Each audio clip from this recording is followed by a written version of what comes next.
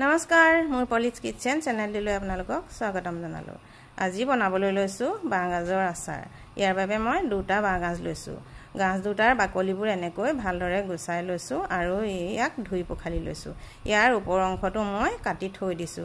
হেতু দিলে মানে আচাৰৰ তিতা ভাব আহিব পাৰে।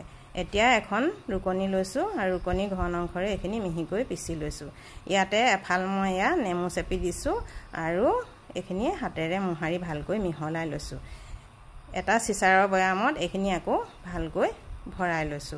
কাটি থোৱা বুট জলকীয়াখিনিও লগতে দি দিছো আৰু কম পৰিমাণে মিঠাতেল দিছো।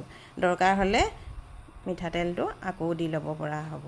এখিনি আচাৰ হিচাপেও খাব পাৰিম আৰু মাছ বা মাংসত দিও খাব পাৰিম। এতিয়া হাফৰখন ভালকৈ লগাই ইয়াক ৰ'দত দি থম। আপোনালোকে বাৰু কেনেকৈ বনালে কমেন্ট কৰি জনাব দেই। আজিলৈ আহোঁ, ভাল লাগিলে লাইক এটা কৰি দিব।